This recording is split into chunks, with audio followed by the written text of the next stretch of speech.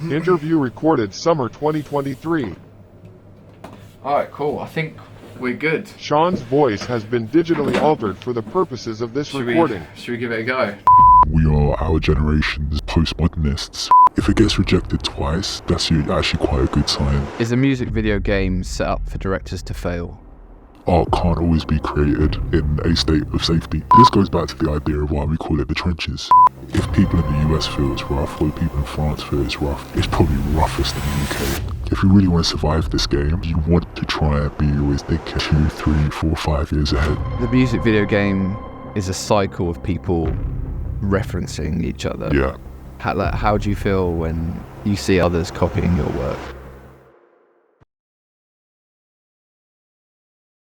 So welcome to the Trenches Talk podcast today, guys, and we have a very, very special guest. I'm quite surprised we managed to lock him down, but we have arguably one of the most interesting directors to emerge from the UK music video scene in the 2020s generation. So today, I'd like to welcome Sean Ferron. Appreciate you, bro. Thank you for having me. Kind of kick us off, can you describe to me what a director does in the modern day? Kind of like in reference to being a director is kind of a multifaceted thing. Like you have to direct, you have to market, you have to analyze. How do you view the role? There was definitely like an outside facade to how directors are perceived as these sort of glamorous entities. But, you know, underneath it all, behind closed doors in the studio, in the lab, like we're creative directors, we're creative strategists, we're artist development, we're data analysis, we're sentiment analysis, audience analysis, we're coaches, we're therapists, even dirty words like marketeers and marketing, like we're doing all of that, you know, and I think it's fine to embrace a less sexy description of what we do, because that's what makes us, you know, well-rounded. What are the pillars of Sean Ferron? I like progressive thinkers, I like futurists, I like disruptors, and I look for those pillars in everything. That's who I'm magnetized by, and, you know, vice versa. Do you kind of view the director's role as a person who kind of is in charge of progressing the culture? You know, for generations, music video directors especially, they've shaped like pop culture, music culture, world culture. If we're going to get real philosophical about it, that should be everyone's goal. Like your goal beyond sort of natural, inherent, narcissistic need that we all have as human beings to win. It's good to acknowledge the bigger picture. We should all be thinking, how can we push culture forward? Can you detail a specific moment that solidified you? Whatever that moment was, it was most likely a failure, I'm sure. It was probably a series or an accumulation of failures that they teach you to kind of fail upward. Sometimes you need a little bit of suffering to like induce growth, and the film business, like if you're really serious about this shit, especially if you're serious about survival, you need to be willing to go through the trenches. So talking about the current day and your current work, how do you know when a project is right for you? You develop instinct and intuition over time. So in your eyes, what makes an original idea? In reference to like no idea is truly original. So how do you overcome that? All original, quote unquote original ideas are but there are some of their unoriginal parts, and that's what really excites me. Zooming out and seeing the originality of something, because it's the synthesis or the cross-pollination of a series of ideas and artistic and creative conditions. That's what I think makes something feel like it can be, you know, oh, this is an original voice, an original vision. Not because like it's made up of like all these absolute novel things that we've never seen before, and sometimes people just do incredibly brilliant updates or remixes, you know, of the past. A lot of us just remixing the past. I agree with you 100%. Like I think ideas are done over and over, but like you said, it's the formula that makes it different and which develops it and progresses it. a simple idea which you've seen over and over again, like a video in reverse, but like if you do it in a way that is a little bit different, like the lighting's different, the color's different, the set dress is different, the aesthetic is different. The content of what you're seeing on screen is different. You know, it's like I love when I see like innovative narrative angles. You know, there's so many interesting stories and things and events that are happening all around us, especially in like a fast moving contemporary culture. And sometimes I look and I see certain tropes or repeated topical ideas in videos, and I'm like, why are we not doing like the cutting edge, on the pulse version of like whatever that, you know, content for that scene or that moment is? Do you know what octahedron is? Octahedron. Yeah. It's like an octagon, but it's like 3D, like a 3D octagon. Okay, yeah. Yeah. So you got like a multi-dimensional shape, right? So like a lot of people they'll observe something from only one vantage point, and they only sort of see, so they're only like seeing one dimension, right? They're only seeing like one of the 8 sides of the octahedron. So I always say to people, you know, spend enough time examining something from every single angle that you can, try and find the lateral angle. I think that kind of just goes into taking risks, and like some people naturally have that in them just to like take risks, you know, be cheeky about it. But that's also something you can pick up and learn. Like you can learn to kind of take calculated risks. Absolutely. And then like you just turn it up a notch each time. And Absolutely. I think that's like kind of going back to what you were saying, that's where you progress, and that's not only progress like the culture, but like, you know, you have to find progression in yourself to then go on and progress for other things that are, you know, in the industry, in the scene, etc., etc. We're cut from the same cloth, bro. Yeah. I agree with you, man. Like, calculated risks is great. Every now and again, like a little bit of naivety doesn't hurt. And sometimes there is a beauty, especially in like younger creatives. I want to give like younger creatives like hope as well, that, you know, you're probably carrying something that's like a groundbreaking, generational, game-changing idea. Like you probably have that in you, and it might even just come out naturally by accident. There's a classic adage, right, which is you learn the rules first, and so you're learning how to break them. Yeah. But you learn the rules first, you know. Because the thing is, I basically see it from like 2 points of view, which is I love organic creativity. I love the idea of like a 16-year-old Chief Keef not knowing what the fuck he's doing in his mum's empty yard with just his boys, doing something like incredibly grassroots and spontaneous. That feels like a seismic moment, like in culture. I enjoy that as much as I really love seeing people evolve as artists and then do something at a point in their career that feels like it's the culmination of something that they've almost been working on spiritually. It's like a spiritual through line that's just like been running like through their whole career. I love those kinds of artists, man. Those are my favorite sort of trajectories. You know. Yeah. Like I agree. You have to be like delusional enough or naive enough right at the start that you think you can actually do it, and then you try and make it happen. And that's kind of where it might fall down, is in the actual execution of it. But like you still have it inside you, and you know it's there, but it's different than making it into an actual physical thing. Definitely. Yeah.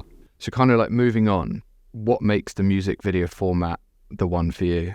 To be straight with you, bro, like you and I are probably not that different in the sense that we're both probably like, I sense we're like music geeks, like both of us. I know you're a music head, I'm a music head as well. Definitely. So, you know what? I like to talk music culture, and I like to just bathe in it. You know, working with artists, working with managers, we just spend most of our time just like geeking out over music culture. It's not the easiest world to be around. It's not the easiest sector to work, because if you look at like the moving image industry, it's almost like a 3-tier cake, and one might say the bottom layer that's music videos. Like that is the trenches right there, right? It's working like the hardest sector of the industry. It's a test, and you find, you know, workflows, people will try and graduate their way to like the second layer, which is advertising and branded content, which then sort of becomes art by committee often. but they spend their time cutting their teeth and exercising, perfecting their craft and having a lot more freedom of expression in that music video field. Freedom of creativity, you find, is can be a little bit more open. I think that's what's exciting. Like, I'm attracted to the rush of it all. Like, I find it quite addictive. I get buzz working in a space that has that sort of live wire energy.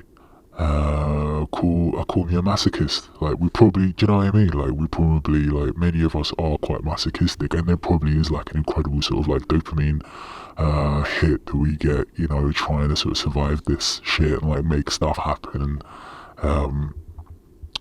and then seeing the response from the world towards like the work, because I do think like music visual culture, it is, I believe it's far more resonant and impactful on the world and people than commercials and advertising. That might be a controversial opinion. I think it has more positive impact, definitely. Yeah. And then the top layer is that's features, narrative, television, something that many deem as like the prestige like side of the movie image industry. I find that those top two layers, there's more sort of conservatism in those spaces, and sometimes a slightly more narrow state of thinking, whereas like, especially in like the music video world, you're often surrounded by like the architects of culture at a very diamond in the rough stage in their careers, and I think those are the people that are ultimately going to affect the world of, you know, visual languages. That's what excites me, the energy of the space, the spontaneity, those new age thinkers, and just being surrounded by like music geeks and film geeks all the time, man, you know? You know, you're talking about the layers. Is that something that you would like to progress through? I mean, that's always the dream, but like, if we can be kings just here in the trenches, you know, then like maybe that's sometimes good enough, you know? So how would you navigate the opportunities that come to you to create music videos with artists? You know, like, do artists hit you up directly? Nowadays it's like, it's more artists and their teams hitting me up, and that's just, you know, over time you earn your reputation. So chat to me about the U2 video, because that was a madness. First of all, congrats. Appreciate It was such a sick video, but like from the outside, it was a bit of a weird connection. So what made you pair street visuals with a U2 song? Because, you know, U2 are famously like one of the biggest bands of all time, but like, you know, from an outsider point of view, there is no direct connection with what you see on screen to the song. So that was really an exercise in cross-pollination, I think, and what we're looking at is rap's long history and relationship with rock and roll, you know, which goes all the way back to if you're talking like Run DMC and Aerosmith in the 80s, or if you're talking about Jay-Z and Linkin Park at the turn of the millennium, or the new metal movement, which was a rap rock fusion, all the way through to like the modern embrace of the mosh pit, most hip hop gigs if you're at like a Travis event or whatever, down to like the synthesis of what a Lil Uzi Vert does, you know. So that's us sort of tapping that philosophy and applying it visually. There's also the fact that when U2 first started, they were a punk band when they were kids, you know, late 70s. So if you look at things like drill, much like grime and a variety of other like pioneering British musical movements, they followed in the lineage and the continuum of, you know, punk. I'm finding those connections there. I'm trying to bridge those intergenerational ideas, you know. But more than anything, I think the most direct connection is, it's, if you think about the environment that U2, you know, as like the Irish, like what they came up in, the Troubles, we're talking divides, we're talking opposition, we're talking, you know, war, we're talking the quest for peace, we're talking, you know, all these parallels that are basically just like, it's OG gang shit basically, bro, you know. So the connections are all there, and it's not arbitrary or just pure shock value or irony. Like, I'm open to however people want to interpret that piece of work, but that's just sort of, you know, some of my feelings about it. Was there much convincing to do from like your point of view, or were people on board with the idea from the off? So I did that for a very prolific US commissioner. A number of sort of commissioners, especially in like the US space, are very sort of progressive in their thought process. They have so many innovations that, you know, trickle down to the rest of the world. They set the bar often, you know, so that means to do that, to have that innovation mindset, you do have to take, as you put it earlier, like educated risks. You have to be bold, you have to be brave, and I do love, there is an interest in sort of bravery and boldness, I think, in that US entertainment and media mindset. So I think that's what, you know, there was an embrace by that US team, which I don't think I would have been able to get that idea commissioned in the UK personally. I don't think it would have been entirely understood, or maybe the wavelength wouldn't have been there, or the kind of the audacity, in contrast with like the US scene and the French scene. I think there's a lot that we could harness in terms of mindset. The French are very strong on like craft and auteurs. In the US, they're you know, they're all about like extravagance. And I think the UK sometimes needs to question itself, like what makes us brilliant on like a world-class level. And I think that's something we need to do some like self-evaluation over as a collective scene. Everyone's in this together, EPs, commissioners, directors. We need to do some evaluation, especially in this like current period of what some might say is like it's a global downturn in music videos. But believe me, if people in the US feel it's rough, or the people in France feel it's rough, it's probably roughest in the UK. I agree with you there. It feels like we always play it safe. Chat to me about how the Potter Paper Agenda video came about. That was just me being extravagant. No, I'm kidding. That was a dream come true, to be honest with you. That was, imagine like, you know, growing up on like classic Def Jam. Yeah, that's what that was. That was us just being like, we're doing a Def Jam video. Like, do you know what I mean? I'm working for like, this is all I ever wanted when I was a kid, and I'm here standing in the middle of a pitch black airstrip in the sticks, and there's like 100 people on this set, and we're gonna try and pull out something that people haven't quite seen like that before, you know? Because again, like, no idea is original. We know people have been doing drone lights goes all the way back to like the mid 2010s, you know, when the technology first emerged, maybe even just like slightly before that. But I saw it in my head for a long time.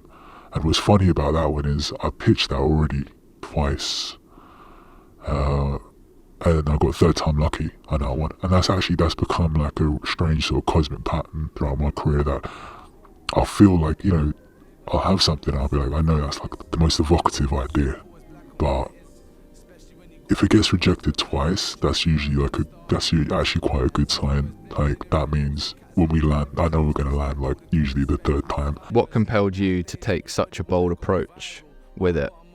Because you could have just done like a standard live session. Yeah, you could have done that, but you chose to put a UV light on a drone, and you chose to have like 100 extras on set. Like, what? Well, yeah, why? It just speaks to the creative philosophies that we were discussing earlier, and encouraging those. Someone's got to be like that person. Like, that person might even have to be the martyr, but like, you know. Yeah, because like you could have spelled it out in many different ways. Probably, if it was down to anyone else, probably would have been a lot simpler and a lot more like vanilla. We're making statements even if we don't realise them, you know. When I first came into the game, I remember saying, we had this exchange, and we both agreed that we just wanted to like really elevate, especially like the arena of like British rap videos. That was myself and that.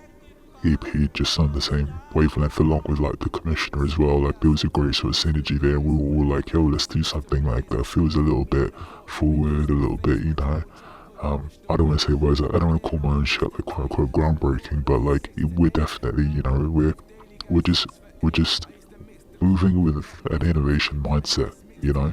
So yeah, it feels like you didn't play it safe on that one, but that paid off big time, and like people know that video. It's funny because like the artist cut did its thing on YouTube, and then like the actual director's cut has kind of, it's developed his own sort of like, what some might say is like a bit of an underground sort of following, like, you know, like the video scene and stuff. And I think stuff like that is like really, I'm proud of that stuff, you know. All I want is, you know, for people to just like look at the philosophy of something that we do. Don't like forget the technique, look at the actual philosophy of what we do and how we approach things, you know, and then apply that, you know, to your growth and journey and evolution as an artist. Following on from you not playing it safe. Yeah. I love when you say that, by the way, because that's like one of the spiciest things that you're dropping on me. It's very like, I feel like we've gone into everyday struggle, Joe Budden, academics territory, so we get to the real spicy ones. Not playing it safe is an interesting way of putting it, but art can't always be created in a state of safety. You find like innovation is not often found in a place of safety, like it just is. You know, stagnation is what you find in a place of safety. So you need sometimes to figure out when it feels right, when you've calculated it, you know, you need to step outside that comfort zone, the safe zone, I think, and operating there, that's like where the paradigm shift will happen. And are there enough risks being taken in music videos these days? You'll find right now we're probably in a bit of a quote like a fear market. You know, when you're in a fear market, which is, you know, when the economy's down and people are just sort of trying to survive out here, which many people are. And again, I don't want to impose a narrative on anyone, but like, you know, all of our peers and counterparts in the music video space, you know, everybody's just like trying to hold on to their livelihoods in a very choppy market. And you find when people are in that sort of state of uncertainty or fear, you find there's, you know, an increase in safety, right? It's just natural human psychology, right? So because of that, because we're in this sort of phase, yeah, there might be a little bit less quote-unquote risk-taking, right? I think we should just stay sort of optimistic because this too shall pass. If there's anything I've learned, you know, is everything moves in waves. Nothing stays in one particular state. Everything's like in flux all the time. Are you always looking out for the next thing within like music videos? Like, I'm talking like format, like, Yeah, don't want to say TikTok, but like, you know, more socially led. Is that something that you're kind of actively searching? I'm a strong believer in adaptation. If you really want to survive this game, you want to try and be always thinking like 2, 3, 4, 5 years ahead, you know? And how do directors stay true in a game where other players have ulterior motives? Ooh. This is a dark one. I think, look, ultimately, especially like in a place of business where, you know, we balance art and commerce, most of us probably have roughly the same objective, which is to, like, we all want the W, pretty much, like every single one of us at every level. Is a music video game set up for directors to fail? This goes back to the idea of why we call it the trenches, basically, Toby, which is, you know, it's a test, bro. You know, it's a test. Look, if you can survive the trenches, you know, you can make it anywhere. I think the space it's made to build your character. I think that's a positive example of a mindset shift that's needed, you know, in our space and how we understand it rather than seeing it through an absolute lens of like pessimism, you know. So, because a lot of people, like, you know, we're all quite self-deprecating. Like, you find the music video space is like one of the most like self-deprecating, self-aware. This is what I mean for the preservation of like our mental health and how we're able to preserve our mental health working through this world. That's very tough. We need to have those. So again, we need to sort of flip things and view them with a little bit of a mindset shift, yeah, me and Toby believe in you. Like, you can do it. Yeah, right? we do. You can do it. You can make it through the trenches and the battlefield. In your eyes, what can progress the music video culture forward so it becomes a fairer game for everyone involved? There's certain things I'd love to see, like in the next 10 years. I'd love to see more of an injection of personality, I think, as one thing. A little bit more excitement, a little bit more risk-taking, and I don't just mean with the work, but also with the culture of like music videos. I mean, look, for years, like, people have tried to reform things like the pitching process, for example. We still haven't got there because of those outdated models.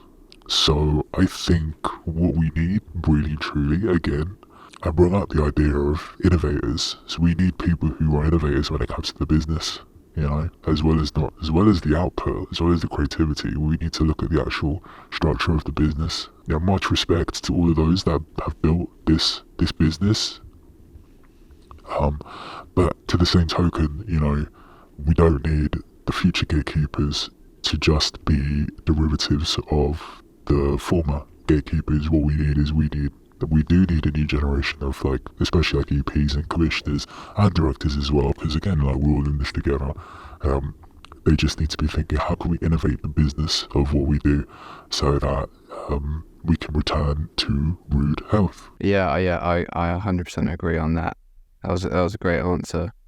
The music video game is a cycle of people referencing each other. Yeah. How do you feel when you see others copying your work? So, like, I'm a big sort of proponent of hip-hop culture and the philosophy that comes from that. Sampler culture is like such a big part, you know, of hip-hop, and we're all constantly like sampling, like all of us, from like our influences and things that are sort of buried subconsciously even. I think it's fine to sample because that's how, look, this is all just one big, all creativity universally is just one big ideas exchange, and you know, whether those ideas are being handed down generation by generation, whether they're, you know, being absorbed through peers, I think that's fine. I think that's cool, and I think that's inevitable, and I think that's just base human nature. Because nothing is made in a vacuum, ultimately. However, I do think sometimes maybe, you know, it's good to have like etiquette or protocol. I think there's ways to go about sampling or referencing something. You know, I'm a big advocate of just, you know, showing love or respect or supporting. As time passes, the less I'm inspired to sample from like peers or the current sort of landscape. Like a lot of my reference points are actually, they're deeper in the archives. Like, my biggest heroes are like all hip hop producers, pretty much, even more than filmmakers. So yeah, I just think I look at the way that they sampled, the way they borrowed, the way that they paid homage to whoever else that came before them, and I'm like, you know, okay, there's a code there. So I think, yeah, constant referencing, try and develop a little bit of a code. Just a bit of respect. It goes a long way, definitely, because kind of hurts when you see your idea out there, but in other people's hands. But yeah, I agree. This is one other thing, which is I like getting an idea out, and I'm actually really, really happy when I see that it's had like a positive influence, even if it's like not the shot or the technique or the setup or one single component that somebody's taking inspiration from, but they're looking at the philosophy of like the work, they're looking at the formula, and I like that someone might look at my formula and go, oh, that's cool, like, you know, I could take some things from this formula and it's going to grow my process, and wicked, like, we were cultivating each other and our space. Like, this is all very utopian, I get it, but like, you feel me, right? Like, that's the dream, right? Utopia is the dream, like, as corny as it is. So any pain that I might have felt in the past is where, like, I've had an idea and the video hasn't been released in time and someone else has got the idea out before us, and that's just like, yeah, that's like, you know, that's like, we all know that feeling, right? So I'd say those are the only like really painful instances, you know, of like being lifted from, is where you sort of you end up runner up in getting your idea out into the world, which it happens to the best of us. It's happened to all of us, but that's cool. it's flattery at the end of the day, and I think that's the best way to view it. Yeah. Otherwise, you're gonna be burning up inside. Yeah. Many of us, especially in like the music video medium, need to accept that we are our generation's postmodernists. We are the postmodern artists. So it's like we are often, we sample heavy, and many of us do incredible, brilliant things, with those derivatives. So yeah, after you. Well, yeah, I was gonna ask you, what is your ideal time to spend on a project? Because like you've released some fucking great videos in the like the last couple of years. Thank you, bro. But like they have been, spaced apart. I think like I'm kind of like referencing the Jasmine Bean videos here. Like I know you spent like a long time on that. A year. Which is nuts because like it's actually luxurious to get a year in the music video business. What was the kind of philosophy behind that? Yeah, great question. That's just the quality over quantity thought process, I think. And if you want to have a curated journey, that's probably like one of the most important ideas that I like to share with like emerging creatives is, curate your journey, curate your output. It's fine to be workmanlike and service the industry and serve different purposes, in this space and have different agendas and different outlooks and different aspirations for ourselves. Mine is that, I really love to work on projects that I feel like I love to focus, I love to invest, I love to spend time and build the architecture, like real world building. I think that takes time, and that's why I spend. Kind of, what is your ideal time to spend on a project? Like it varies, to be honest with you, man. Like I've done videos where we only had a week. I've done stuff where we were able to spend a year working on it, campaign style. So I'm just grateful if people are willing to give me the time to get truly invested, and to truly dedicate myself into something. I like to work. That's how I love to work. Like I find that's the most like fulfilling and gratifying way of really being able to work on a project, especially if you want to truly enjoy the fruits of your labor and the final outcome of it. I just think like we're gonna make better work. I think it's a given. If you can give people a little bit more time to dedicate and invest themselves. Does that like ever worry you that you're not outputting like as much as others, because like the industry would naturally favor them? My experience is different. People will often come to me because they want somebody who's like a little bit more selective rather than like somebody who's too broad, so I don't know, maybe just saying like maybe that's like a reason why. Do you think like the industry favors regular output? Yes and no. I mean, look, again, I look to musicians as like parallel artists to directors. And if we do that, then, what was the last time Frank Ocean put an album out? You waited 5 years for a new SZA and Kendrick Lamar. Again, this is about quality over quantity. And I'm never not working. Do you ever feel the pressure to kind of look busy? No, I don't. I don't want to prescribe to those ideas. Those are very like feed the algorithm kind of ideas. This is a tip, especially for like, emerging creatives and directors. But what you don't show the world is sometimes as important as what you do show the world, what they see. And like, I kind of view it like, as in like, if you're trying to sell clothes, but you don't have like an actual physical store, you don't have a shop front, and so it's like if you're not promoting online, it's like you do not have a shop, you do not have a front. That's probably true to an extent. Yeah. But like I also feel like there is like a concern that directors like turn into influencers, kind of influence the younger filmmaker to become a director, not for the craft but for the look. I mean, that's the the whole sort of like lifestyle thing. What I'm actually more curious about is I'm looking for anything that's ubiquitous as an idea or a behavior or a cultural behavior. I'm interested in like anyone who is coming along and disrupting that idea a little bit and being the antithesis. So that's what I'm looking out for. You know, I'm curious to see who sort of rejects certain norms that we've like become used to in this video culture of recent years. I feel like you have to be in a different headspace to operate in this sort of industry, because otherwise you'll be just searching for validation off of Instagram, and which is nice, but within 5 minutes you're gone, kind of thing. Never forget how high the turnover of directors is. It's oversaturated, obviously. We know this in the digital age. So it's a very transient existence. But, you know, it's fine. If you wanna be high frequency, that's fine. But if you wanna take it slow and pace yourself, and if you wanna make every moment count, if you wanna create moments, if that's what you're about, yeah, like you might have to go a little bit slower, but like each moment is gonna be more amplified in the consciousness of others. So that's a great way to approach it. Like, I feel like I'm trying to do that more within my own work as well. Just trying to curate, be more selective.